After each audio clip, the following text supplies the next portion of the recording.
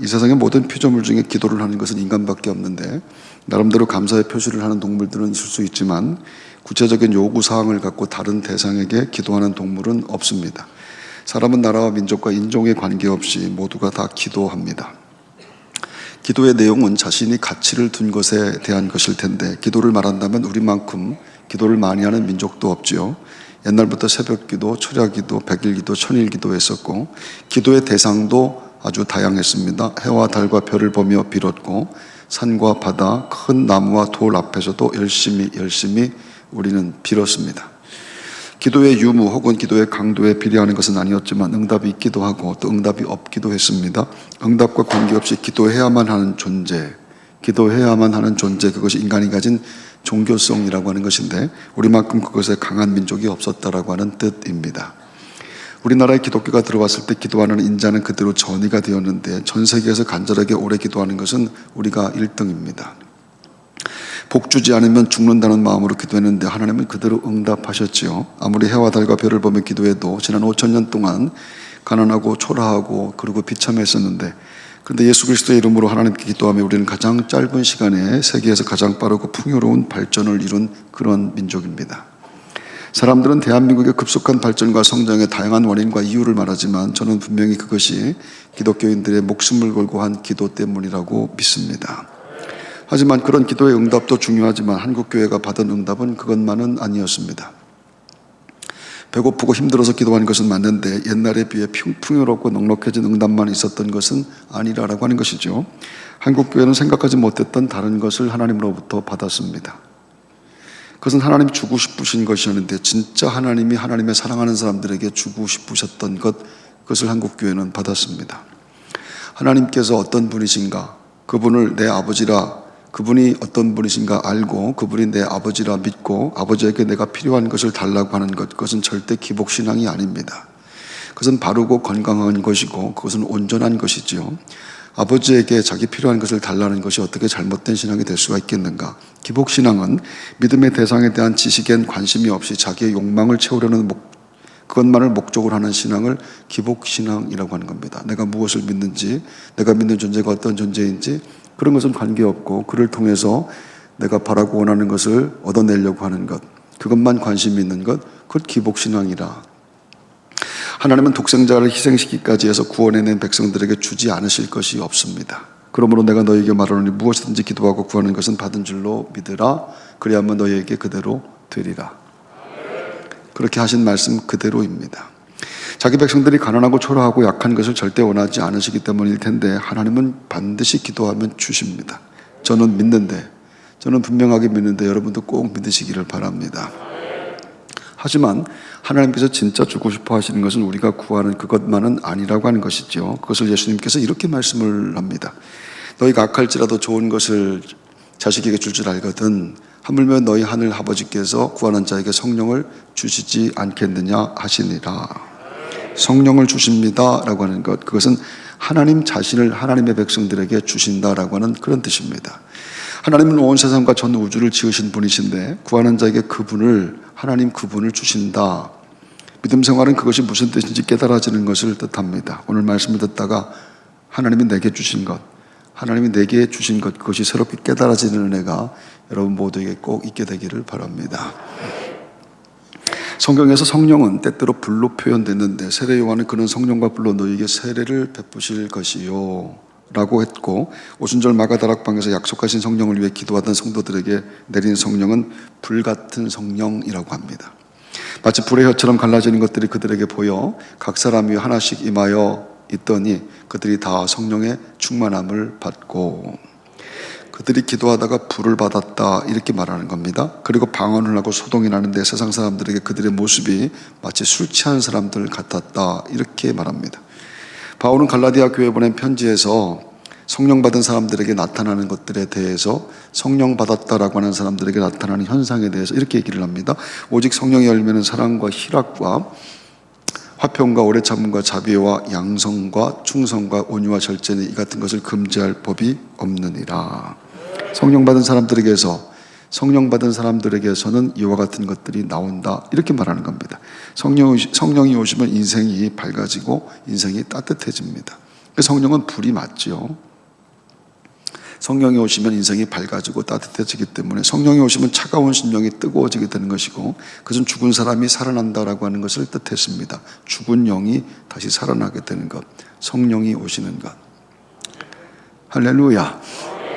엘리야는 북이스라엘 아합 왕이 통치하던 시대에 활동한 선지자로서 온 이스라엘과 바알과 아세라 우상을 섬기며, 온 이스라엘이 바알과 아세라 우상을 섬기며 모두 타락한 가장 어둡고 고통스러운 시기에 끝까지 오직 하나님 신앙을 지킨 참 선지자가 엘리야였습니다.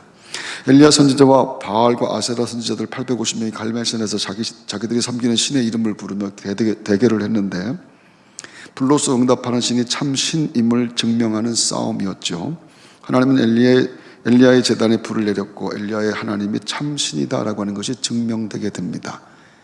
불이 내려지는 신, 그 신이 참 신이다, 살고 죽는 것이 거기서 결판이 나게 되는데, 그럼 바알과 아세라를 섬기는 850명도 분명히 믿었다는 뜻입니다. 그것은 목숨을 건 것이기 때문에.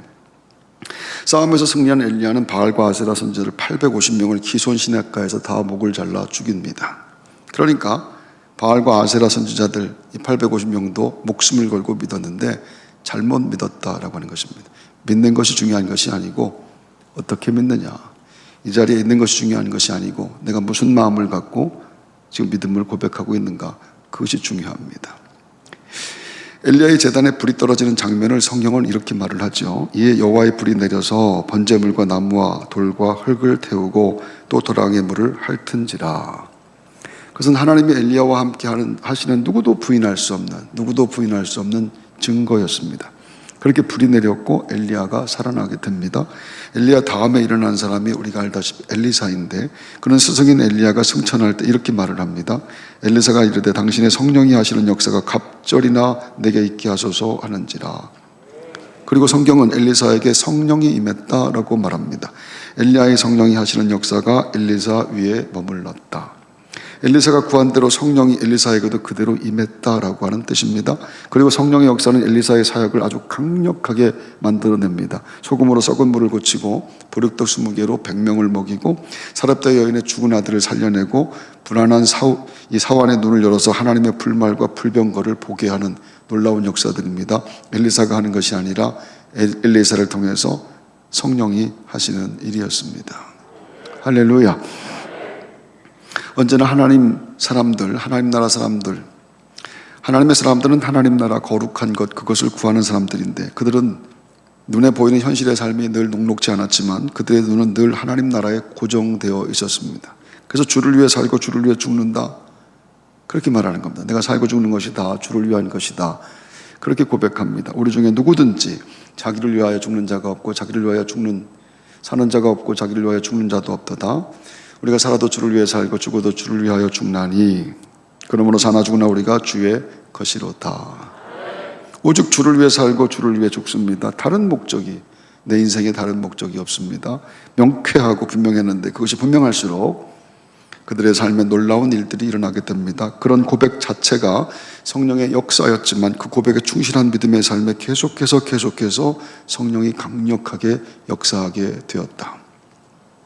그 믿음으로 평생 살았던 바울이 마침내 하나님을 만나러 가게 되었을 때 이렇게 말을 합니다. 나는 선한 싸움을 싸우고 나의 달려갈 길을 마치고 믿음을 지켰으니 이제 후로는 나를 위하여 의의 멸관이 예비되었으므로 내 인생에 후회가 없습니다. 내 인생에 후회가 없습니다. 그것이 바울의 마지막 고백입니다. 여러분은 어떻습니까? 여러분의 인생에 후회가 없습니까? 지난 한 주간의 삶에, 지금까지의 삶에, 그리고 오늘 하나님이 날 부르신다고 한다면, 하나님 오늘 나를 부르신다고 한다면 내 인생에 후회가 없는가? 뒤를 돌아보아서 내가 후회가 없는가? 바울은 내 인생에 후회가 없다고 말을 합니다. 믿음은 예수 그리스도를 통해서 하나님께서 내게 오시는 것을 말합니다. 그래서 세상엔 그것과 비교될 수 있는 것이 없다라고 하는 것이죠. 그 믿음 때문에 좋은 겁니다. 그 믿음으로 맞이하게 될 미래, 그 믿음 갖고 가야 될 천국이 나는 좋습니다. 그것이 모든 예수 믿고 구원받아 예배하는 모든 성도들의 고백인 줄로 믿습니다. 할렐루야. 예수님이 말씀을 전할 때 사람들은 들어보지 못한 말씀이라고 합니다. 이것은 내가 들어보지 못한 이야기다. 그리고 많은 사람들에게 믿음이 그분의 말씀을 통해서 들어가게 되었는데, 그러나 언제나 그랬던 것은 또 아닙니다. 예수님이 고향에서 말씀을 전하셨을 때 성경이 이렇게 말을 합니다. 그들이 믿지 않음을 이상히 여기셨더라. 똑같은 말씀을 하시는데 그들은 믿지 않았습니다. 같은 말씀인데 믿는 사람과 믿지 않는 사람이 갈라졌다. 바울이 복음을 전할 때도 마찬가지였죠. 바울과 실라가 감옥에서 찬송을 하다가 옥문이 열리는 사건이 일어났을 때 간수의 온 집안이 다 같이 믿었다라고 성경이 말합니다. 그와 온 집안이 하나님을 믿음으로 크게 기뻐하니라. 하지만 아덴에서 전도할 때는 믿은 사람이 불과 몇 사람에 불과했다라고 하죠. 사도행전 17장 34절, 몇 사람이 그를 가까이 하여 믿으니 나머지는 믿지 않았다. 그런 말입니다. 기적이 일어나는 것이 문제가 아닙니다. 기적이 일어나도 안 믿는 사람은 안 믿었고, 안 일어나도 믿는 사람은 믿었다. 이고니온이라고 하는 곳에서 바울과 바나바가 복음을 전할 때는 심지어 돌을 던지게 되었습니다. 이방인과 유대인과 그 관리들이 두 사도를 모욕하며 돌로 치려고 달려드니, 그래서 바울과 바나바는 도망갈 수밖에 없었다라고 말합니다. 예수님은 사람들이 복음을 듣지 않으면, 예수님은 하나님을 이야기하는 것을 듣지 않으면 그럼 손 털고 가라고 말씀합니다. 누구든지 너희를 영접하지도 아니하고 너희 말을 듣지도 아니하거든 그 집이나 성에서 나가 너희 발의 먼지를 떨어버리라. 말씀이 전해질 때 믿음이 들어가기도 하고 믿음이 안 들어가기도 합니다. 그것은 지금도 마찬가지입니다. 말씀이 전해질 때 믿음이 들어가기도 하고 믿지 않기도 하고 돌을 던지기도 합니다. 그것은 지금도 마찬가지입니다. 근데 이것은 우리 믿음 생활에 제일 중요하다라고 하는 것이죠. 내가 가지고 있는 것, 내가 배운 것, 내 신분, 이런 것과 전혀 관계없습니다. 말씀이 전할 때 말씀이 들어가 믿음이 생겨나는 사람이 있고, 아무리 말씀을 들어도 안 들어가는 사람이 있더라. 이것만큼 무서운 것이 있을까? 믿음이라고 하는 것이 전적으로 성령의 역사이며 하나님이 하시는 일이다라고 하는 뜻입니다. 즉 믿음이 하나님의 선물이라. 너희는 그 은혜에 의하여 믿음으로 말미암아 구원을 받았으니 이것은 너희에게서 난 것이 아니요 하나님의 선물이라. 나는 그 선물이 들어왔기 때문에 예배합니다. 여러분도 그 선물이 들어와서 오늘 아침 이렇게 기쁘고 행복한 마음으로 예배하는 줄로 믿습니다. 바울이 루스드라에서 복음을 전할 때 나면서부터 걸어보지 못했던 사람이 그 자리에서 일어나는 기적이 일어납니다. 이렇게 말하죠. 바울이 말하는 것을 듣거늘 바울이 주목하여 구원받을 만한 믿음이 그에게 있는 것을 보고 큰 소리로 이르되 내 발로 바로 일어서라 하니 그 사람이 일어나 걷는지라. 말씀에 들어가서 믿음이 생겼고 그 믿음으로 순종했을 때 기적이 일어났습니다. 말씀이 선포될 때마다 성령이 임했는데 구약에서는 그것이 불이 떨어지는 것으로 표현한 겁니다. 그것은 하나님이 역사하시는 시간이고 인생이 바뀌는 순간입니다. 말씀이 들려질 때 불이 떨어지는 것이었다. 하나님이 들어오시는 시간, 그리고 내 인생이 바뀌는 순간, 역사 속에 계속 일어났던 그것은 오늘 믿음으로 예배하는 우리들 이 시간에도 우리의 심령 가운데에도 일어나게 될 줄로 믿습니다. 누군가에게 불이 떨어지게 되는 것, 누군가에게 하나님이 들어오시는 것, 누군가의 인생이 변화되는 역사가 기대하고 소망하는 예배, 영상으로 예배하는 여러분의 삶 가운데도 지금 이 순간에 일어나게 될 줄로 믿습니다. 할렐루야. 어느 날 청소년부의 한 친구가 제게 심각하게 이렇게 물었습니다. 목사님, 공부가 인생의 전부입니까? 목사님, 공부가 인생의 전부입니까? 그래서 제가 그 친구에게 이렇게 말했죠. 너 공부 못하지? 공부 잘하는 학생은 절대로 그런 질문을 하지 않습니다. 공부 못하니까 늘 공부가 인생의 전부냐 이런 소리 하는 겁니다. 저는 중고등학교 다닐 때 정말 학교 가기가 싫었습니다. 제 친구들이 다 마찬가지로 학교 가기 싫어했습니다. 학교 가는 것을 좋아하는 사람이 있을까 하는 생각을 했습니다. 여러분들은 학교 가는 게 좋았었던 듯 합니다. 그런데 어느 날 진짜 싫어할까? 진짜 모두가 다 학교 가는 것을 싫어할까 하는 궁금증이 생긴 것은 이것은 공부를 못하니까 싫은 것 아닌가라는 생각 때문이었습니다. 공부를 잘하면 학교에 가면 왕입니다. 아무리 못생겼어도. 그리고 아무리 별 볼 일 없어도 공부만 잘하면 학교에서는 왕입니다. 무조건. 칭찬과 기대와 인정을 받는 것을 싫어하는 사람이 없는 것인데 칭찬과 인정과 기대를 받는 곳에 가기 싫은 사람이 세상에 어디 있을까? 공부 잘하면 공부 못하니까 가기 싫은 거지. 그래서 공부를 잘해도 학교 가는 것이 싫을까 알아보기 위해서 공부를 했습니다. 정말 열심히 공부했습니다.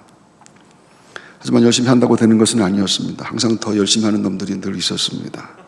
학교 가는 것을 끝내 학교 가는 것이 좋다라고 하는 것을 저는 느끼지 못했습니다. 학교는 공부하러 가는데 성적 안 나오면 가기 싫은 것이고요. 집엔 사랑이 있어야 가는 곳이죠. 집에 사랑이 없으면 그냥 주변을 그냥 맴돌 뿐 집에 가기 싫은 겁니다. 병원은 병 고치려고 가기 때문에 병을 고치지 못하면 아무리 시설이 좋아도 가지 못하고, 직장에는 월급을 주기 때문에 갑니다. 아무리 사람 관계가 좋아도 월급 안 주면 직장 안 갑니다. 그러면 교회는 왜 가는 겁니까? 여러분들은 교회는 왜 오신 겁니까? 그리고 평생 왜 교회에 자꾸 오는 겁니까? 교회 사람들은 사랑해서 만난 것도 아니지 않습니까? 우리가 무슨 사랑을 해갖고 여기 만난 것도 아니고 말입니다. 돈 벌기 위해서 모인 것도 아니고. 사장님은 오늘 왜 오셨습니까? 배운 것도 사는 것도 생각하는 것도 너무 다른 사람들이 모인 곳이 교회인데, 그것은 성품과 취향과 습관의 문제가 아닌 교회만 갖고 있는 뭔가 특별한 다른 것이 있는데, 그것이 무엇입니까? 그게 무엇이라고 고백하며 오늘 이 시간에도 변함없이 예배 시간에 와 앉아 있는가? 하나님은 교회에서 세상과 다른 것을 주십니다. 성경은 그것을 성령이라고 말합니다. 예배할 때 성령이 오십니다. 예배는 우리가 준비하지만 정작 이 예배에서 우리가 기대하는 것은 잘하는 설교, 잘하는 찬양대, 잘하는 안내, 잘하는 그 어떤 것도 아닌, 우리가 진짜 이 예배에서 기대하는 것은 우리가 준비하지 못하는 것입니다. 우리가 준비하지 못하는 것, 성령의 임재인 줄로 믿습니다. 거룩한 마음으로 기대하고 소망하며 정성으로 드리는 예배에 하나님이 오시는데, 그것을 임재, 성령의 역사라고 말을 하죠. 성도들이 평생 예배하며 회개와 치유, 회복시키시는 하나님의 은혜를 평생 예배하며 체험하고 있는 겁니다. 성도들은 그것 때문에 교회에 있습니다.